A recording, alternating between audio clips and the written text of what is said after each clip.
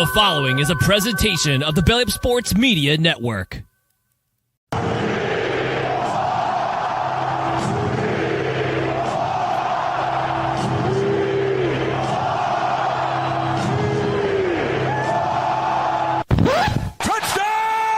Seahawks! It's time to BS.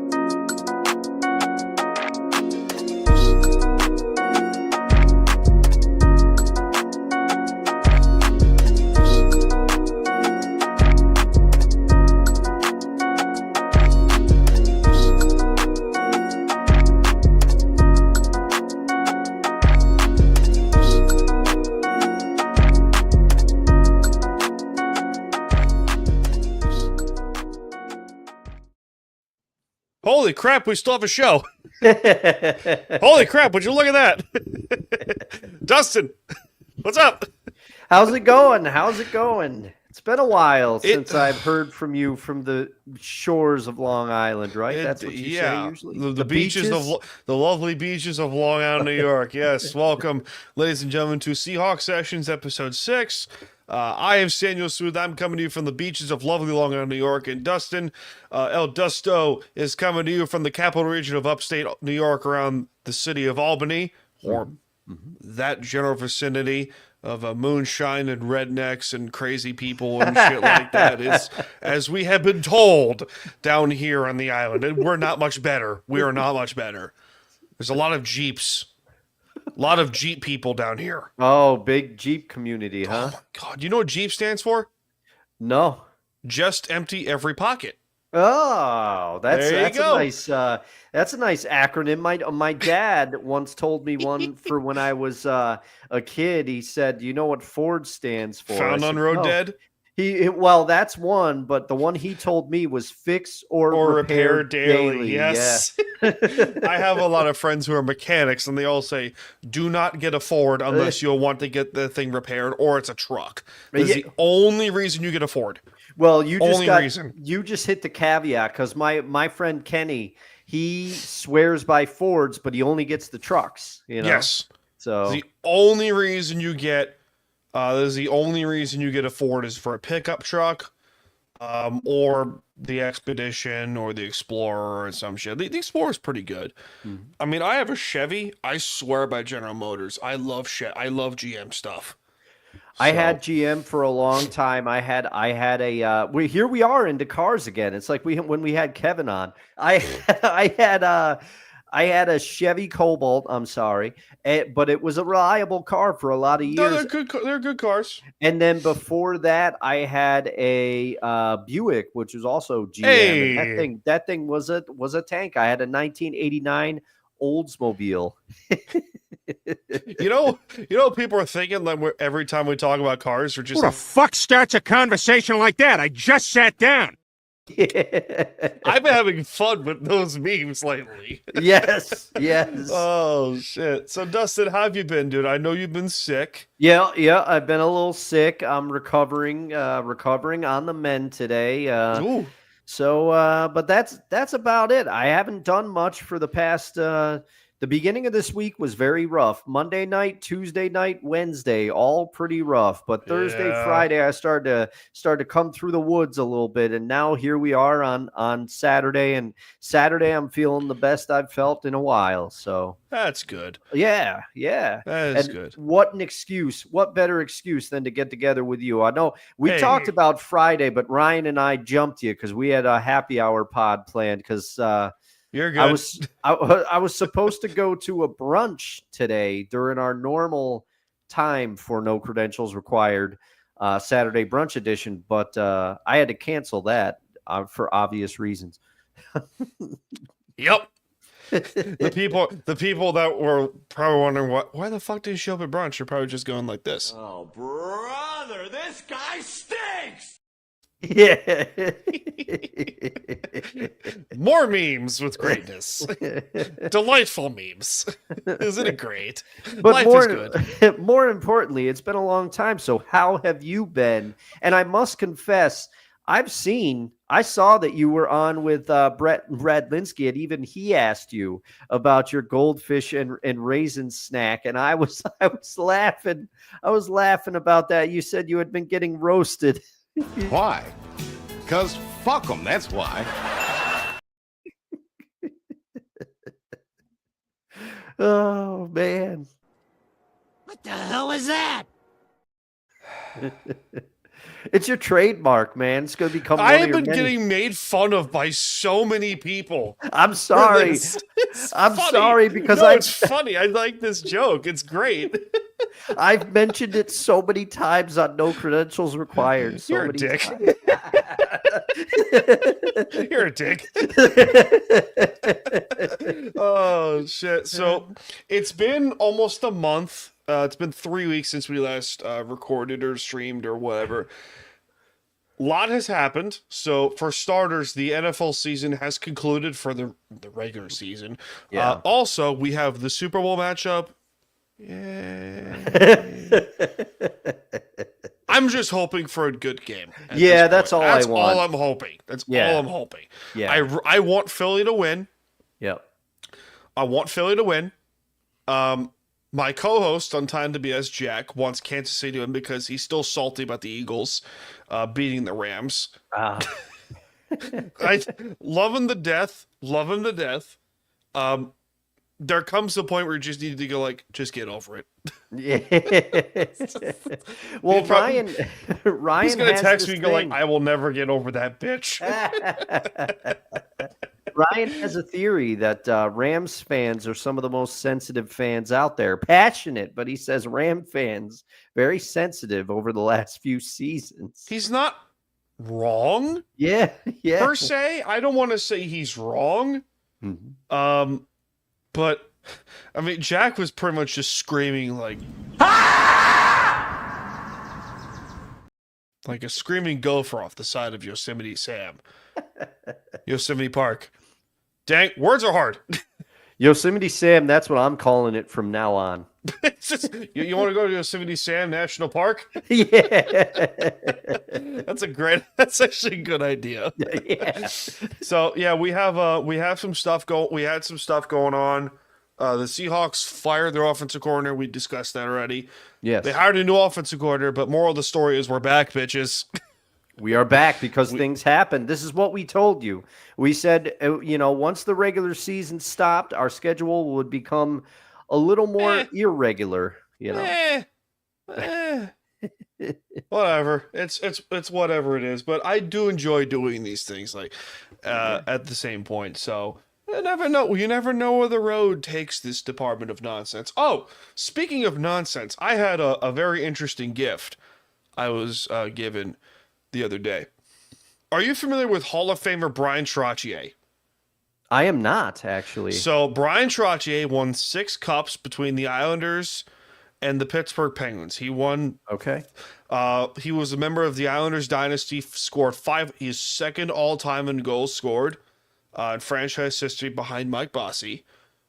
He, I believe, is the all-time points leader for the team. So he's also, by default, the greatest centerman in franchise history. My uncle, well, let's call him my uncle because he's my fiance's uncle at this point. Mm-hmm. He's a Rangers fan, and he's also a photographer.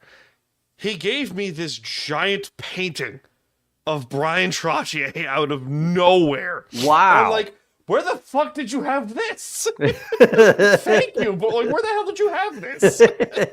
And he's like, take it. It's been stinking up my house. So there's that story. But yeah, it's in my car. I got it like a couple of days ago. I forgot to hang it up, so I'm gonna take my time and find a place to hang this thing up because it is huge. Yeah, it's a huge painting. Oh man, that's awesome. It's a nice painting of Brian Trottier also, and it's if you ever want to look at some former hockey tape in the '80s, Brian Trottier, Mike Bossy, Denny Potvin. Those 3 Islanders, it's worth looking at because hockey was played differently back in the 80s and 90s. Yeah. So much different. It's so more physical. Yeah. I hate to admit it too, but Dennis Potvin is really the only name that I am familiar with. In that era of Islanders. Ranger fans still hate him to this day. I know they do. That was a clean hit. That hit was clean. That hit was clean. That hit was clean. Fuck off. That was a clean hit. You should 50 years later, that hit was still clean. You should debate it on the Three Rails Metro Hockey Pod. Oh, God, Brian's going to lose his mind. I mean, he'll probably agree with me, but whatever. It's because it's also been 40 or 50 years since that hit took place. But what are you going to do? We have some news going on. Couple news happened. 2 coaches got hired that we know of that we're going to discuss here on this program. One of them, we have a new offensive coordinator. I don't want to say we called it, but we called it. I would say you did. You did for sure. I thought that. I think we called it. Let's be honest. All right. I think we called it. I mean, Klint Kubiak, former Saints offensive coordinator, former coordinator for the Vikings, the Broncos, and a quarterback coach for the and passing game coordinator for the 49ers, is now your new offensive coordinator for the Seattle Seahawks. Expectations are the running game is going to go up. Yeah. And there's going to be more conservative play, more long-time play developing. But this was the safest hire they could have made. Yeah, I would agree with that because, we kind of read between the lines. Like, I remember some of the quotes from Mike McDonald coming out after the Grubb firing, which came as a surprise to all of us. I think nobody expected that Grubb would be let go after his first year. No, but Mike McDonald, he said a bunch of things about alignment, and then he said that Ryan, not that he and Ryan were not aligned, but they want to make sure that the team philosophy on offense is aligned and with the team that he wants to build. So I read between the lines on that and said he wants to emphasize the run game. Now, since this hire has been made, I went back and somebody on social media, it might have been either Twitter or Facebook. Yes, I sometimes am still on Facebook. I'm an old person, but I like Facebook too. They took the yardage totals of the Saints from this year, the rushing yards totals of the Saints from this year, and they lined them up with the Seahawks rushing yards totals. And you can't just go off of that because obviously the Saints offensive line different than the Seahawks offensive line. Much different. But Alvin Kamara, different player than Kenneth Walker, although I think Kenneth Walker is closer to Alvin Kamara's caliber than people realize. I really think Kenneth Walker and Zach Charbonnet are going to be a wonderful combo. Yes. Also put it in there with McIntosh. You thought I was forgetting about McIntosh. I'm not Macintosh. or Macintosh. Yeah, sorry. I don't know why. Words are hard. Yeah. Did you just go quick dyslexic on me? I think I did. I think I got hit in the head, or I probably vomited too much. Who knows? Drew McIntyre. But Reba McIntyre. Yeah. But I think the reason that this hire was made is to have a more balanced attack because Grubb, Yes. there's no denying Grubb emphasized the passing game and he liked to air it out with Geno. Look at Geno's passing yards from this past season. And I think Mike McDonald made it vaguely clear, if that's even a term, that the run was the reason that Ryan Grubb was let go. And Klint Kubiak, if you recognize that last name, you know his father, Gary Kubiak. Guess what they did when he coached the Texans? They ran the ball. And where did Gary Kubiak come from? Denver, where Mike Shanahan. He's from the Shanahan coaching tree. And what could Mike Shanahan always do? Anyone, that was the running joke, that anyone could run the ball in a Shanahan running joke. Yeah. So I want to get your thoughts on how this how you feel about this hire, but I am happy with this hire. After some initial, I know I said some stuff like I still would have loved for them to at least interview Doug Peterson for the job. I know you disagreed with me here, but after the surprise firing of Bobby Slowick, I was like, bring him in. I would, because Brian Slowick is a I think a great offensive coordinator, but I don't He's know. from the McVay tree. You're right. Yeah. But Slovic would have been the shiny new toy, if that makes sense. But it's one of those things where you go and go, okay, Slovic was fired for a reason, but at the same point, it's not his fault. So the Texans' offensive line was hot garbage. It's Laramie Tunsil and like that's it. But Kubiak was the safest hire. This was more of a fact of, okay, you want to out 49er the 49ers and basically out McVay the Rams. Kubiak could do that. Before the Saints went on a downward turnstile, they were scoring 30 points or more a game. They were on fire. Granted, Derek Carr is hot and cold is more hot and cold than Katy Perry at this point in his career. Great song reference, by the way. But at the same point, this was the right hire. This was ultimately the best decision they could have made for the long term. Is go after a guy that you know is going to bring a balanced style of offense to your team. And you want to be complementary to the system that you are trying to do. Coach Mike Macdonald's system is very conservative yet aggressive style of defense at the same time. He knows when to call the blitz. He knows when to call he knows when to bail out the coverage. He knows how to do these things, and you see it throughout you've seen it throughout the season. Okay, what did we talk about for the last 5 years with Pete? Defense was garbage. Yep. Okay, defense was on a downward spiral. Mission accomplished this past season. Defense was top 10 this season. Finished top 10 in points and yards. Mission accomplished there, and they're only going to get better. The struggles this season were offense by far. And what better name to bring in than a guy who's from the Shanahan tree and the son of Super Bowl champion Gary Kubiak. It's probably the best available option. But again, we will ultimately see how this plays out. But this was a smart decision overall. Yeah, I would agree with that. And I mean, I don't know. From some reports I've seen, if you want to believe them, he was their first choice. That's I wouldn't say that's false. Yeah, I wouldn't. The only other, I think there was legitimate interest in the offensive line coach from the Lions. I think there was legitimate interest there because he got 2 interviews as well, didn't he? Fraley, Hank Fraley.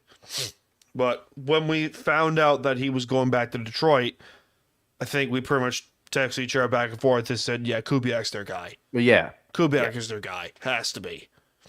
And you've noticed that they're getting these moves done quick. Like really quick. So I expect more to be coming. They want to improve the offensive line big time, but I don't know how many major changes can be made. On the offensive line, I don't know how many major changes can be made because they have talent on all three sides. They really do. They honestly do. They just need to get some more depth pieces to help. So that would help big time. Another move that has happened in the NFL circle, our former coach, Pete Carroll, is back in the NFL. Oh boy. You go first, because I have some very interesting thoughts about this one. All right. Well, I will go first, and I will say, honestly, it's going to be a tough road for Pete with the Raiders. I remember when I heard that he was going to interview for the job. I said, don't do this. Don't do this to yourself, Pete, because that division is going to be tough. But at the same time, do I have any doubt that Pete Carroll will at least turn the culture of the Raiders around? I don't think so. I think he will. If they buy in, and that's the thing, because if you watched a bit of his press conference, I didn't watch the whole thing, but if you watched a bit of his press conference, it was full of his hallmarks. Our players are going to compete, and if they're not ready, they're going to find out real quick that this is not the place they want to be. But he said, but I want to have fun, and if we're not having fun, then I'm screwing it up. These are all things that are a part of his mantra. But the thing is, for all of Pete Carroll's wonderful positives in his tenure with the Seahawks, they were one of the most undisciplined teams. They got penalized a lot. They got fined a lot for certain things. So his loose, the loose player friendly way that he runs things is, it's something that it's something that you just can't. You don't know how well it's going to work. And the big thing is, he doesn't have a quarterback in Oakland right now. No, he doesn't have a quarterback in Vegas. He doesn't. In Vegas. I still call it Oakland too. I call it Oakland too. Yeah, sometimes I switch. But I will say, he seems ready to work. He has more energy than me at 70. He will be 74 in September, but his deal is a 3-year deal with the Raiders with a 4th-year team option. How much time do he and John Spytek have to build this team and turn it around? How long will it take? And also, if I remember correctly, and I could be wrong about this, but this time is different. Pete Carroll does not have final say over personnel decisions. That's good. Apparently, John Spytek has the final say over personnel decisions. But I think, too, the other thing that we have to wonder now, and we're going to get into it a little later, does Pete try to go after some of his former guys? That's the question I was going to ask you. Yeah. Because since Pete is coaching the Raiders. Yep. And there's a few players that could fit the Raiders in what they want to do. One of them is DK. Maybe Gino has shown his cryptic messages here and there about they're joining the Raiders or a trade to the Raiders or blah, blah, blah. I don't know, but yeah. When I first saw this move, I am not going to lie, I laughed hysterically. You did. Yeah, I knew you did by the tone of the text you sent me. I laughed hysterically because this is the most Raiders move I've ever seen. And I have seen, remember, this is a team that brought back John Gruden for a few years. Yeah. However, this is not the worst move they could have made. The worst move they could have made was brought in Matt Patricia. Oh, and God. That would have been funnier. Yeah, yeah. This was a smart move, but a typical Raiders move. As you said, you want a guy that's going to build the culture for the Raiders and build a fun, energetic culture for Vegas, which they haven't had in a very long time. Yeah. The Raiders are one of the hallmark franchises for the NFL in the last 50 years. Absolutely. When you think of the NFL and bully type football, like we think of hockey and the Broadway Bullies, we think of the Philadelphia Flyers. The Raiders are that version of like the NFL bullies. You played the Raiders, you were going to get into a fight. And I think you're going to get that with the Raiders. I don't know how good they're going to be in year one of Pete Carroll, but if they do decide we're going to go after some of our guys, Tyler Lockett, of some of his guys, Lockett, DK, Gino, Draymond Jones, some of the old Seahawks that he coached in his last few years with the Seahawks. We've already seen Darrell Bevell getting his name out there with the Raiders. I mean, you never know. Russell Wilson. Yeah, Even. the Rust stuff's been out there already. I don't Rust think thing it would confuses work. the crap out of me, but what do I know? But it's expectations like, it's the Raiders. It's the Raiders. I mean, I feel bad because I know a few Raider fans and they're excited, but also they're pissed off because no, and I'll tell you why. They've all told me the same thing. And they say nothing's gonna change until Mark Davis sells. Yeah, Nothing's gonna change, and that's the shame. That's a shame because it's the truth. yep. It's the unfortunate truth. It is, and it's the Cowboys of the AFC. Nothing will change with the Cowboys until Jerry Jones sells the team, and that's Or the same. dies. Well, yeah, and that's the same for Mark Davis. Unfortunately, I mean, anyone that would pay legitimate money for the haircut that he has, you can't trust their judgment. Okay, but the thing is, I think we hit the nail on the head. Pete will at least be a professional head coach for the Raiders. But I can't argue that Antonio Pierce wasn't. I thought Antonio Pierce did the best that he could with the hand that he was dealt. But I'm a little excited to watch the AFC West next year, Mr. Smooth, and I'm going to tell you why. Because in the division, you now have Andy Reid as coach of the Chiefs, still the class of that division. And you have Sean Payton in Denver, and Denver kind of overachieved this year. So Denver's going to be good. Yeah, if they Denver's going to be good for a while and keep that defense together. But then the last two coaches in the division are now Pete Carroll and Jim Harbaugh. Guess who don't like each other very much? Pete Carroll. Yeah, baby. That's what I've been waiting for. That's what it's all about. Woo! Those rivalries were fantastic. Yeah, they do not like each other. I forgot about that. Yeah, they do not like each other. Wow, I forgot about that. I completely forgot Jim Harbaugh was still there. Yeah. It's been a year. I completely forgot. Well, my brain hurts today. So this comes to show how much I've been paying attention to the rest of the NFL. Oh boy.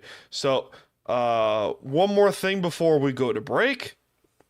We have a potential Hall of Famer at our head coach. Is Chuck Knox in? I'm gonna. Chuck Knox is in, right? He should be. Hold that thought. Not. Talk about Mike Holmgren because I'm going to check. Give me a second. Okay, yeah, I was gonna research, but you're beating me to it. Okay, so Mike Holmgren. One, I think Mike Holmgren should be in the Hall of Fame. He is a finalist for the class of 2025, and I think he should get in with his impact. He. The West Coast offense was Bill Walsh's, but Mike Holmgren proliferated it throughout the league from his coaching tree, which included John Gruden, Andy Reid, Steve Mariucci. Mike Holmgren's got a coaching tree himself, and what he did with Joe Montana proves that. And then obviously, I have a soft spot, and he's known for what he did with Brett Favre, obviously, but I have a soft spot for what he did for old number 8, Matt Hasselbeck, who first couple of years were a little rough, but you cannot deny he turned Matt Hasselbeck into a 3-time Pro Bowler. Hasselbeck took the Seahawks to the Super Bowl. Mike Holmgren should have got that Super Bowl with Seattle. I will say we got jobbed in 2006 at Super Bowl 40 by the refs. Levy. I'll say it. Bill Levy. I'll say it. So, by the way, Chuck Knox, who won 3 Coach of the Year awards, is not in the Hall of Fame. Oh my goodness. That's ridiculous. He was a finalist multiple years. Oh, man. Most known with the Rams and Seahawks. Yep. Coached the Bills for 5 years. But he was an NFL coach. He was the head coach of the Rams from 73 to 77. Buffalo from 78 to 82. And then the Seahawks from 83 to 91. And then back with the Rams for 3 more years. He is, however, in the Pennsylvania Sports Hall of Fame in 1983, and the Seahawks Ring of Honor in 2005. Amazingly enough, is not in the NFL, is not in the Pro Football Hall of Fame. Man, Unbelievable. That shocks me. That shocks me. So maybe Holmgren does not get in, but I think Holmgren gets in because of what he did with Favre and the Seahawks. Yes, Favre Absolutely. and the Seahawks. And also, his impact, I will say, I was telling a story on No Credentials Required last night, and I have to correct myself because I thought it had already been announced that he was going in, but our guest, Brian Snow of Snowman Multimedia, he's a massive 49ers fan. So I was telling him, I said, Mike Holmgren, at the time I thought he was going into the Hall of Fame. And I told a story from Mike Holmgren's football life that, in that season where Bill Walsh was alternating between Steve Young and Joe Montana at quarterback, Trade, that's right. Mike Holmgren was the one that told Bill Walsh, because apparently Bill Walsh was asking all the assistant coaches. He was going. How much do you think we could get for Joe Montana? But he said what is wrong with this team? And Mike Holmgren was the only one that spoke up. He said not the only one that spoke up, but he said, Coach, you have to pick a quarterback. This 2 quarterback thing is killing us. And he was Walsh's OC at the time. And Bill Walsh left the room. He got up, left the room, and he came back. And Holmgren said that all the other coaches were laying into him. Why would you say that? What are you thinking? Blah, blah, blah. He was right. Bill Walsh comes in and says, Mike, you know what? You're right. But I have to tell you, if this backfires, I'm going to have to fire you. And so Mike Holmgren was terrified the rest of the season. But luckily it worked out. I will always respect Bill Walsh didn't give a shit. Yeah.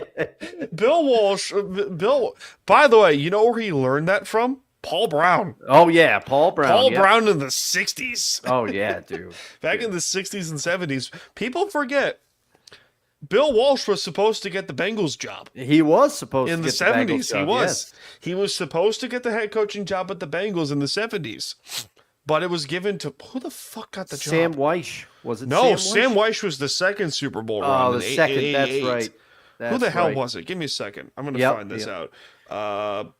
Bengals head coach 1980. Forrest Gregg. Oh, yeah. Yep. Forrest Gregg got the job. Yeah, that was a mistake. Oh, I don't know about that one. Hold on. Yeah. So it was Homer Rice. Paul Brown was from 68 to 75. Bill Johnson was supposed to get the job. I was wrong. So it was Bill Johnson for 3 years. And then what's his face? Bill Walsh went over to San Francisco. We all know how that turned out. I didn't know Dick LeBeau was the coach of the Bengals. Oh, yeah. Dick LeBeau was the coach of the Bengals 2000. for a little bit. Yep. Wow. And then Marvin Lewis took over. Yep. Marvin Lewis is one of those guys where I was wondering how the hell he has had a job for that long. Yeah. But whatever. None is the case. Because Zach Taylor's out there. Anyway, we got to go to break, ladies and gentlemen, because, they say this show ain't free, so time for some ads. So, Brent, take it away. This show ain't free, so time for some ads. Righteous Felon Craft Jerky is the official jerky of Belly Up Sports. For over a decade, Righteous Felon Craft Jerky has led the American meat snack revolution by concocting delicious, adventurous, U.S.-sourced jerky recipes for uncompromising carnivores across the country. With 15 different flavors to choose from, Righteous Felon has all jerky lovers covered, and by using promo code BELLYUP, you will get 15% off your purchase at RighteousFelon.com.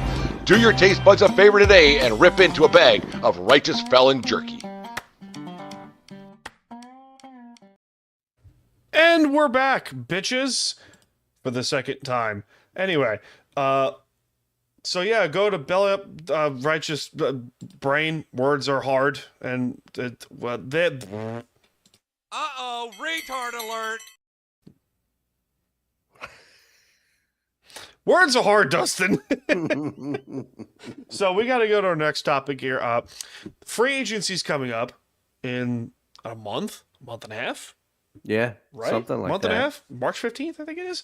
So there has been some discussions around here about which players will be gone in the year 2025. There's not a lot of free agents out there. That there's some notable ones like Ernest Jones, Jaron Reed, Trey Brown, Laken Tomlinson, some question marks, Tyler Lockett, Geno Smith. But I have a list. I have a lengthy list of 1, 2, 3, 4, 5, 6, 7 players. No, 6. Brain. I'm going to ask you. So we're going to start off with Rayshon Jenkins, safety, who was projected to be the starting strong safety for the Seahawks, is now playing the dime position because Kobe Bryant played out of his freaking mind at strong safety, and that was a fit like a glove.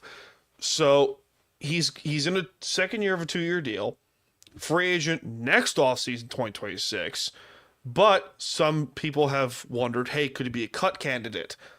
His cap is not that bad, but I don't know. I'm all for him staying here. Yeah. Because he's terrific in the box. Mm-hmm. He can play the coverage. He can play the run really well. But Kobe's your starting strong safety. Yeah. I think I agree with you there. I think for depth, you could do a lot worse than Rayshon Jenkins, So Jarek Reed ain't that bad, though. Jarek Reed can run. Yeah. Jarek Reed can run.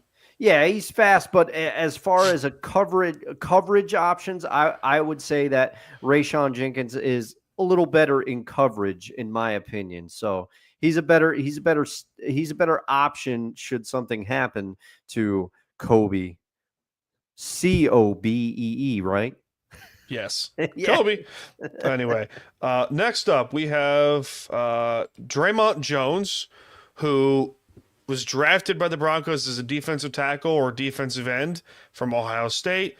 Signed with the Seahawks, is in year 3 as of right now of a 3-year contract that he signed with the Seahawks. His cap hit, however, is bad. It's $25 million. Oh, wow. Okay. So unless you're willing to restructure, which I hope to God he is, because he played well for the most part. Didn't have 12 sacks. But he had really hold on, I gotta put this up here. Draymond Jones stats. He had 4 sacks this season. And 14 and 28 combined tackles. So he's not getting a lot of the numbers you would want a guy of that cap hit to have. Yeah. So unless you're one to restructure, I think he's gone. Yeah, I would agree with you there again because of the way you laid it out. I didn't realize his cap hit was that massive. I think he's either a restructure candidate or a cap casualty. Because unfortunately, John Schneider does not mess around with the cap. We've seen it before. No, he does not. The other option was Uchenna Nwosu, but I think you can give him a pass because he's been hurt a lot in the last couple of years. Yeah, he hasn't been healthy enough. I think they hang on to Nwosu because when he's been healthy, he's played well. He's played well when he's healthy. The next option here is Noah Fant. The last remaining member of the Russell Wilson trade is Noah Fant.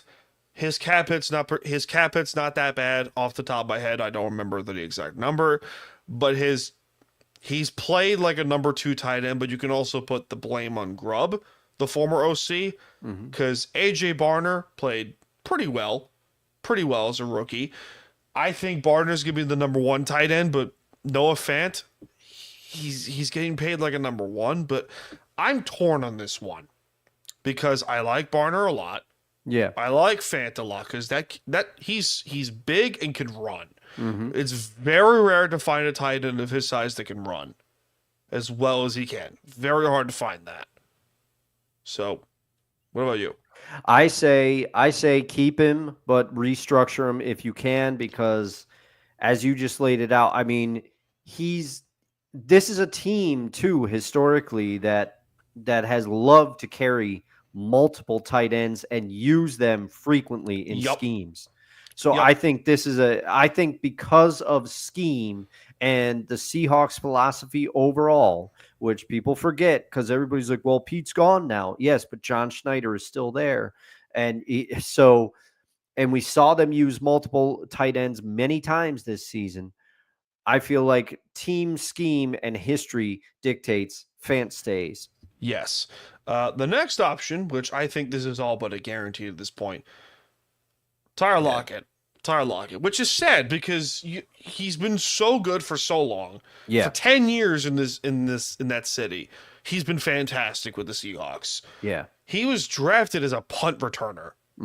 As a kickoff, as a return specialist.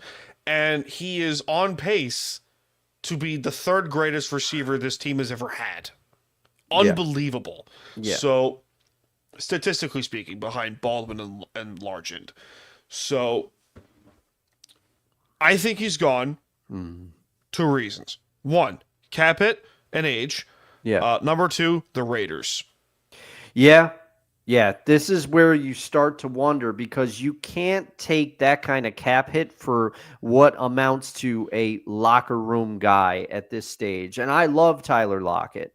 He's a perfect candidate to get a Seahawks jersey now because he carried himself well. I will stand by this. He is one of still the most precise route runners in the NFL, but his decline was clear this season. And it's unfortunately, especially with the emergence of JSN now.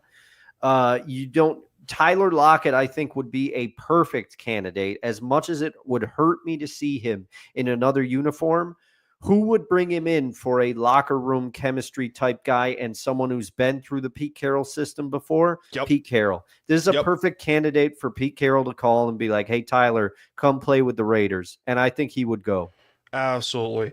The next option, well, the next 2 were actually toss-ups. But there are very popular discussions.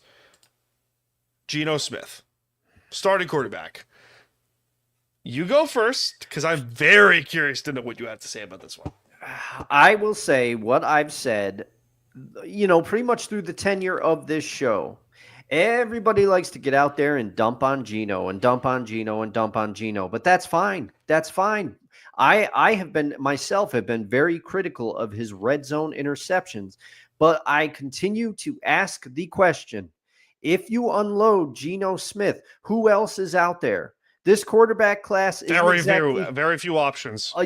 This quarterback class isn't exactly lighting things up, and we're not going to be in a position to make those picks anyway. It's not even just that. It's the fact of you're talking about, hey, let's go bring in a guy like a Justin Fields. Yes, that's the other thing I was going to say. Justin Fields would probably be, like, realistically the best option if you were to go another route because at least he's had some experience and he brings another dimension with his legs. But all these people that were clamoring before Sam Darnold kind of cost himself a little money, people were clamoring for the Seahawks to go get J.J. McCarthy. And I'm like, please don't. Oof. For somebody that's never started and was already injured, and like so many people are thinking that Geno Smith is the problem with the Seattle Seahawks. He is not. If you actually watch the tape, he's not the problem. Yeah. He's not. This is a guy who for 2 back-to-back years, with Pete Carroll's last 2 years,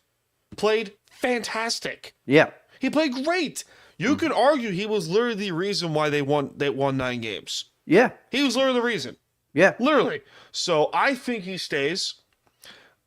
Restructure or resign, I have no idea. Yeah, but I think he stays. I don't know what kind of term contract they would give him because he's what, 36? 34, I think. Oh, 34? Okay. I think he's 34, 35. Okay. So his days of getting like the $50 million a year contract are done. Yeah. But the irony apart about this whole thing, he's literally the best chance they have to win. Yeah. Literally is, which is going to infuriate the smart 12s, as Mike Salk would say. But it's true. He literally gives the Seahawks the best chance to win at quarterback. He does. He does, because as I will continue to say, because I was having a discussion with a football fan a couple of weeks ago. He's a Saints fan, and he came to me and he said, "You like Geno?" And I said, "Yeah, I do, because if you get rid of Geno, who else is out there?"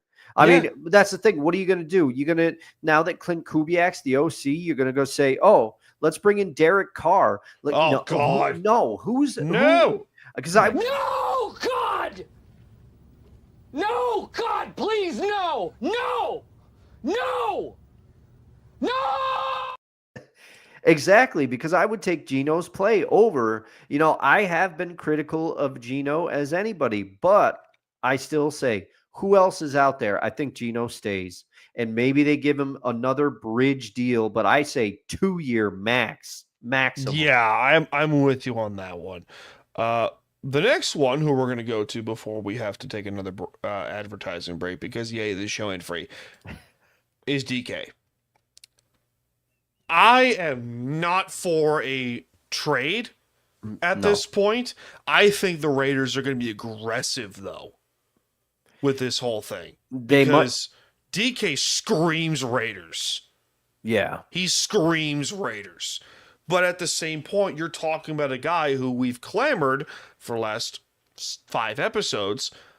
This is a guy who takes the top off of defense and draws damn near triple teams. Yep. As a wide receiver. Yep. How often have you seen that in the last 20 years? I could name 2 guys at that size. Calvin Johnson and Randy Moss. That's it. Yep. That's it. Yeah.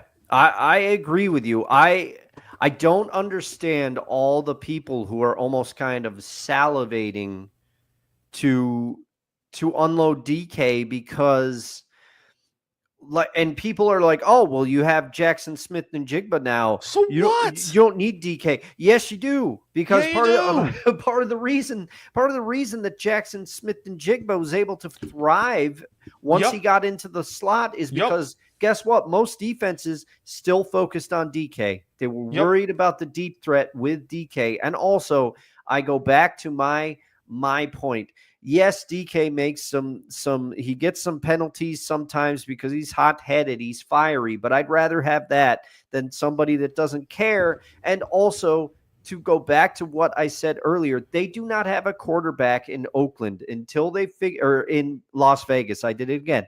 Until they figure out who would throw the ball in Vegas. I think DK would bristle a little bit.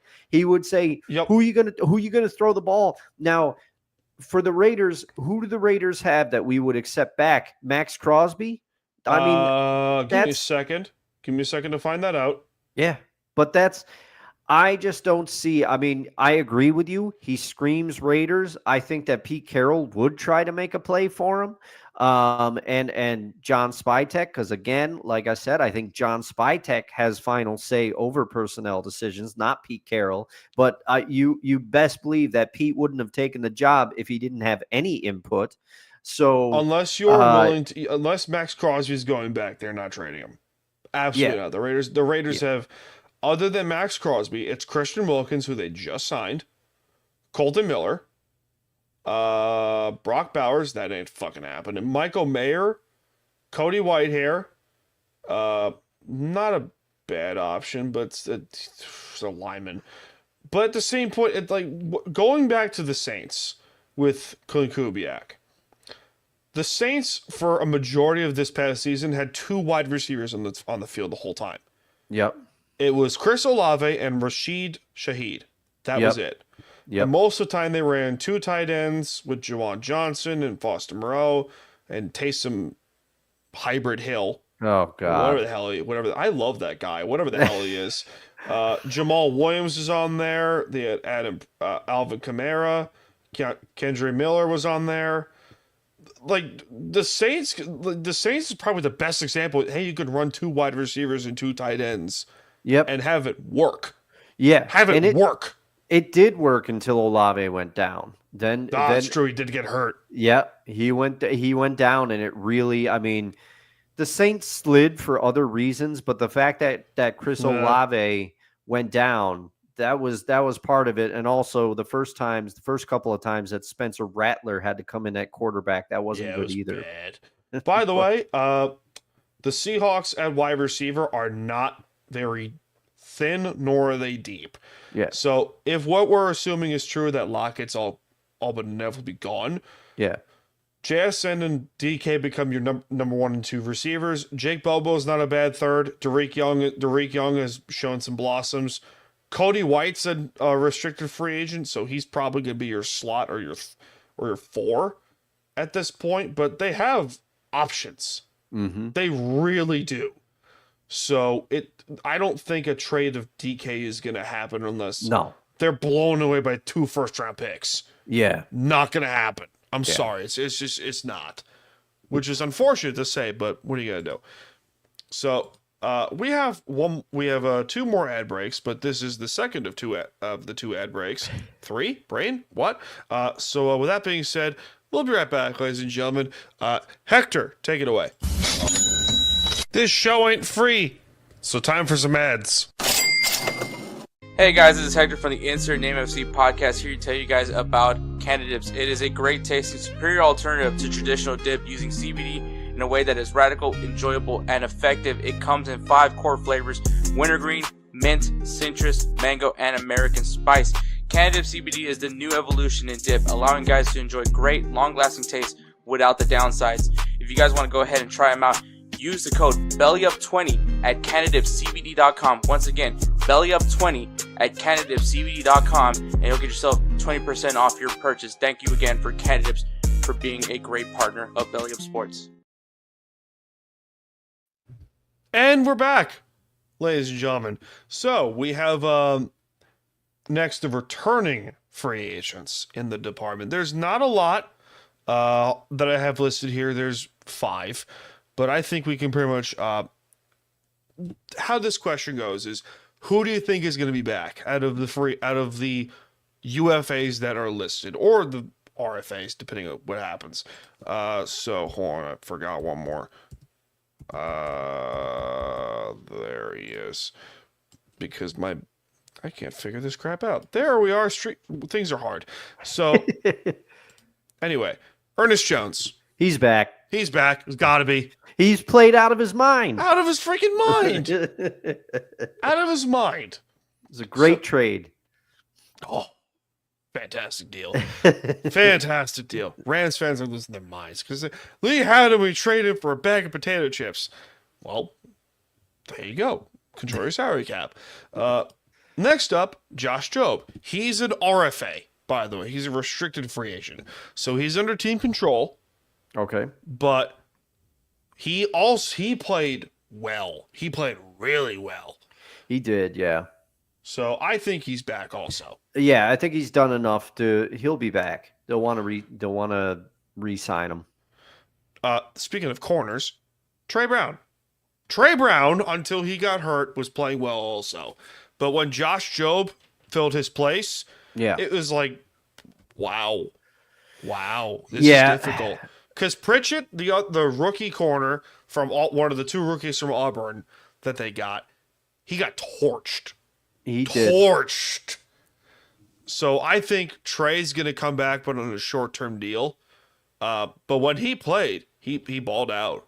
I loved Trey Brown when he came out of college. Yeah. You know what? I think because initially I was going to say this could be the first one where I don't think maybe he's back because he did get outplayed once he went down. It's a next man up type league.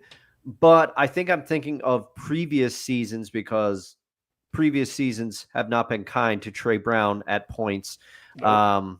But Pritchett, you did remind me, it was not good out there. No, it was not. So Trey Brown, for depth purposes, they got to bring him back until Pritchett develops more.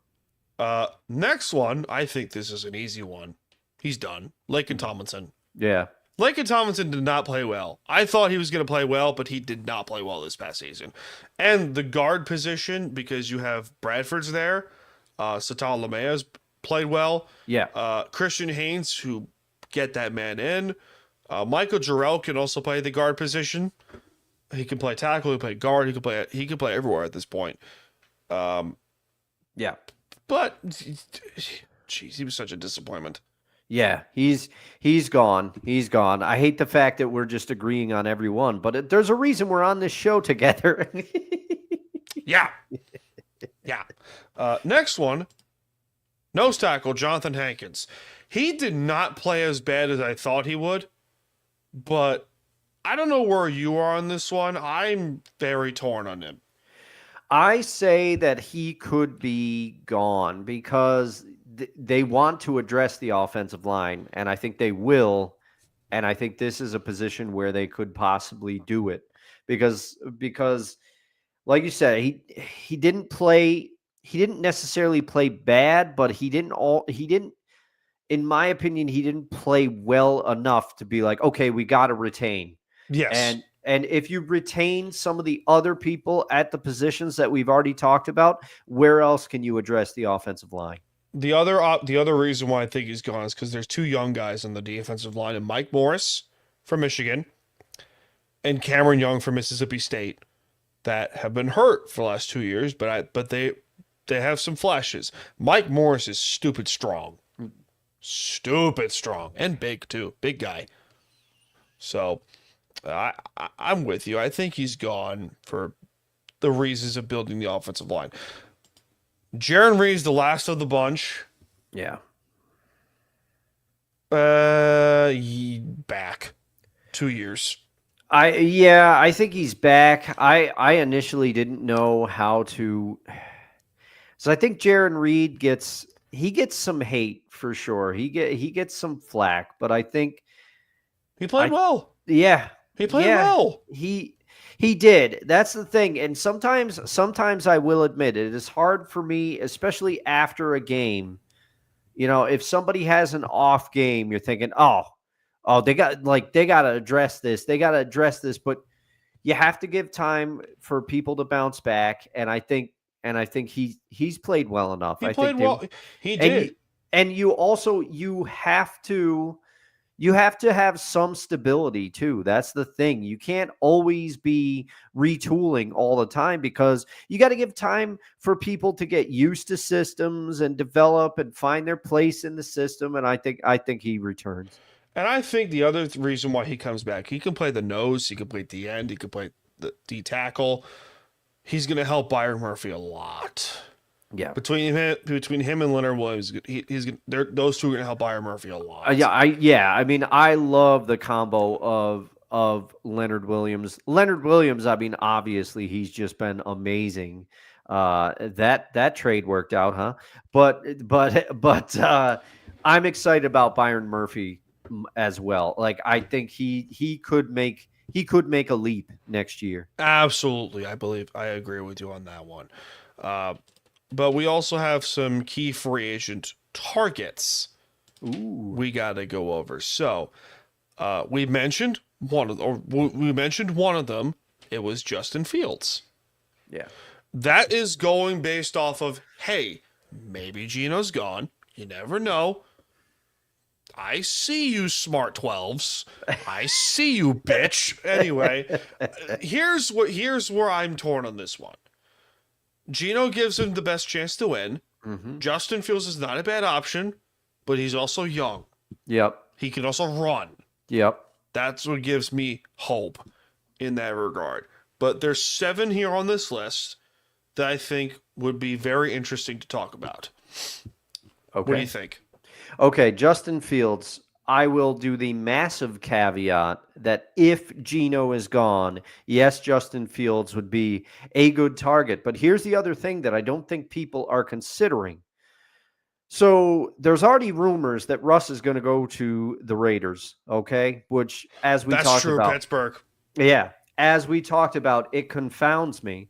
So if Russ goes to the Raiders, though, Mike Tomlin is not leaving Pittsburgh. Other teams inquired about him. The Bears were one, and apparently there was another team. I don't know which it is, but Mike Tomlin not leaving Pittsburgh. The Rooneys don't fire people. But that means if Russ goes to Pittsburgh or Russ goes to the Raiders, who does Pittsburgh? I think they work to keep Justin Fields because Justin Fields, He had that Steelers team like 6-2, something like that. Yeah, it was something like that. Yeah. So I think they worked to keep him. So I don't even know if Fields would be available if Russ. This all hinges if Russ goes to the Raiders or if the Steelers decide to get rid of Russ. Because as much as Russ came in and balled out at points for the Steelers this season, he kind of fell off a cliff at the end. Unfortunately. So, but we'll see. The next one is a hear me out kind of situation. I'm going to put it up here, and the viewers are going to see it, and you're going to see it, and you're going to read it. But I warn you, hear me out. Okay. All right. What is it? For those listening, what does it say, Dustin? It says Jaguars QB Mac Jones. Hear me out.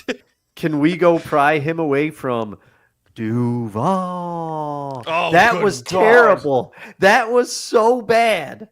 That was already so off to a fantastic start for Liam Cohen. I know. Already off to a fantastic start. The memes are going to be glorious. Oh my God. And can I say one of the best comments? Somebody out there in Facebook land said that Liam Cohen looks like if somebody tried to draw Dirk Nowitzki from memory. And I couldn't stop. I couldn't stop laughing.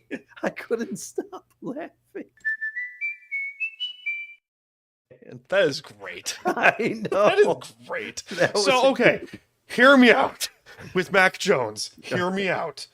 He was drafted first round by the Patriots, had a really good arm, or still has a really good arm. Mm-hmm. His decision making is okay-ish. Ish. Okay.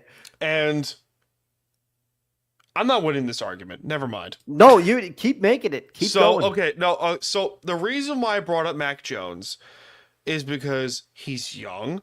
He still has some upside, and he understands and has a really good arm. And plus, he's a decent sized build, and he's a smart guy from Alabama, drafted by the Patriots, and was drafted in the first round for a reason. He was projected to go. Do you remember when the Niners made that trade and inevitably took Trey Lance? Mac Jones was projected to go to the 49ers. Mm-hmm. I do remember that. He was projected to go that high for reasons. Mm-hmm. So, again, hear me out. But what do you think? My first gut reaction was, God, no. To have the Michael Scott clip that we've already used plenty in the show. But you bring up some good points. It's pedigree, but my first instinct when you say this is Mac Jones would be a perfect guy to bring in as a backup, but we already have Sam Howell for that. And I do think that based on Sam Howell's play in that Green Bay game, at least I think the quote unquote Sam Howell stands have quieted somewhat. Oh my God. But to me, I don't know.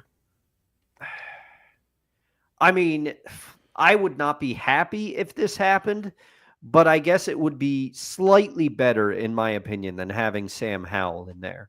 Not for it, not against it. Next option here is a former Seahawk, currently with the Bears, or is, as of in the next 3 weeks, a free agent, Darrell Taylor. Mm-hmm. And that's we're talking about where the Draymond Jones contract comes into play, and Darrell Taylor can rush the passer. Yeah. He reminds you of a Brian of a Brian Schofield when he was here. He's a great third down pass rusher. Can't stop the run to save his freaking life, but we will see. We will see. I think this is a smart idea if you want to go cheap but effective on the defense. Yeah. Yeah. If you want to help generate a pass rush, he can do that. He can absolutely do that. He can do that. He, as you pointed out, he cannot do much else though. He's not a starter. He's not a starter. Yeah. Because we have two of them. We have Derek Hall and Mafe. Those are the two stars on the outside. Yeah. That's confirmed. Mm-hmm. But Darrell Taylor would not be a bad option. Now we're going to go to the other one more before we get to – actually two more before we get to the two top free agent picks. Eagles guard Mekhi Becton. So I would again, love this is a hear me out. This is a hear me out kind of situation because Becton as a guard is awesome. Awesome. As a tackle, no. Yeah. Because I saw him for 3 years with the Jets, and so did Ryan. So did our dear friend Ryan. Yes. He would tell you, God, no, as a tackle. As a guard, yes. But are the Eagles going to let him go? No. Not with the way that he's played, because he has been, for all the success that I love to heap on Saquon Barkley this season, and deservedly so. Ryan has called me out on No Creds. He says, you're just a running back fan. I'm like, I am. I'm a huge running back fan. I love the running backs, but some of the excess, the offensive line in Philly is opening up huge holes and when you do that for an athlete the caliber of Saquon, who can take it 80 yards to the house at the drop of a hat, it's a match made in heaven. And Mekhi Becton has rebounded so well with the Philadelphia Eagles and feels like he's found a home there since they moved his position, because that's what Ryan was mad at. He said the Jets just didn't see it. They didn't develop him well enough. Nope. But yeah, since the Eagles, I don't think the Eagles let him go, because I think he has been more instrumental in this run than people believe. Athletes of this caliber just do not grow on trees, so I don't think they let him go. No. The next option here is a wide receiver, the lone receiver on this list here. One of the best route runners in the entire league, Robert Woods. Yep. And he's been kind of a forgotten man the last couple of years. Who is this comment that we just got here? Oh, man, I do not. Hi. Hello How there. Are you? Hello there. What you have done has made God very unhappy. We're all welcome. We don't kink shame. They're probably on a high because they rehired Robert Saleh as their D coordinator. They're probably again. We don't kink shame. We don't kink shame. Yeah. I can't say shit because I have the Seahawks tattoo on one bicep and the Islanders in their bicep. I do not kink shame. It's fine. Anyway, Robert Woods. Yeah. What do you think? I would love this. I would. I think Robert Woods, especially with Tyler Lockett all but gone. You bring in Robert Woods, he fills that gap about as well as you could. Yep. And he has proven that when he does not have to, because when he does not have to be the number one option, Robert Woods is a pretty good guy to have around. Correct. I love this. Ask the Rams. The second name that is on the list in terms of the top tier free agents, Khalil Mack. Oh man, I would love this. I would love this. Yeah. I would love this so much, but I don't think Harbaugh lets him go. The only reason I think he leaves is because of the Chargers cap situation. It's not great. Okay. Not great. It's not great. It's actually worse than we are. Oh, in Seattle. It's worse. But you know who else is in a worse situation? The 49ers. Oh. Check out their cap situation. It's great. It's fantastic. This is what happens when you have to pay everyone. Catches up to you. I think this would be a great move. As a rotational piece, yes. As a starter, probably. Yeah. On a cheap deal, yes. Yeah. And he can still get after the quarterback. Mm-hmm. Proved it with the Chargers. Proved it. Yeah. He was the epitome of a prove it deal, and he did. But I think you hit the nail on the head. It would have to be a cheaper deal. He is no longer the caliber that would demand the money that he once did. Correct. The top of the list in terms of the free agents that I have come together with is Chiefs guard Trey Smith.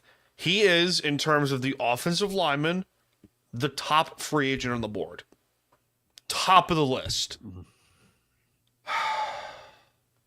Yet, I am not 100% confident the Chiefs let him go. Yeah, that's what I was going to say. But at the same point,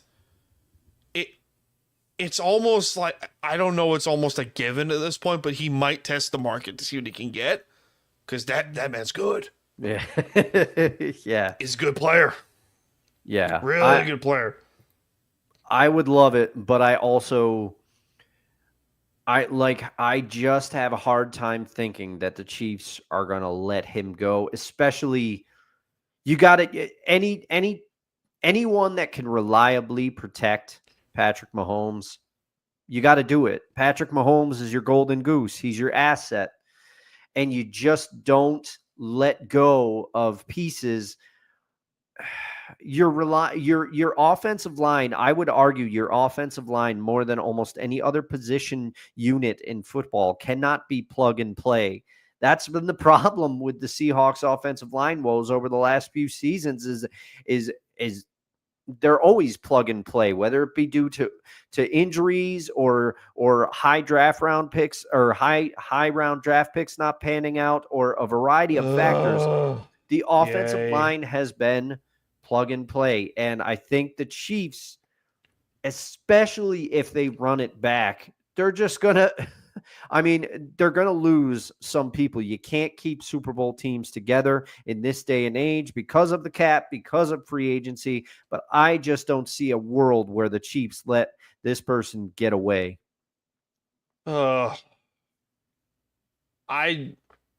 want him so bad. It would be fantastic. But at the same point, they have a lot of depth on the guard position. How great the depth is, who the hell knows? Yeah. But at the same point, who do you think out of the 7 I just listed? Pick 3 players that you think are going to sign here, because I think Max coming here. I think Woods probably comes here. Woods makes the most sense to me. Taylor, I think, would be the other option. The that reunion would make the most tour. Sense. Yes. The Seahawks have proven, and I know, again, we know Pete Carroll's gone, but John Schneider's still here, and Mike McDonald has made changes, but philosophy-wise, you can tell Schneider's footprint or fingerprints are still on this team. I think the reunion tours, the Seahawks have proven that they like to bring players back when it is right. Pete liked to bring players back just because he liked to bring players back sometimes. But yeah, I think they would like to bring this back if the fit is right, and I think the fit is right, and if it fills a need on the team, which Darryl Taylor does that. So I agree with you. And the other likely one I would say is, but again, I talked myself out of it because I was going to say if there's any other QB option other than Geno Smith, it would be Justin Fields. But I don't think Pittsburgh lets him go, especially depending on what happens with Russ. I don't think Pittsburgh lets him go. I agree with you on that one. I was going to write down trade targets, but I don't know how big of a list that is because it's Max Crosby and who else? Yeah. But at the same point, the cap situation for the Seahawks is not particularly great. Yeah. Off the top of my head, I think they're like $5 or $4 million under the cap. So, yeah. What can you really? What can you do? Mm-hmm. What can you do at this point? But it's one of those things where you go,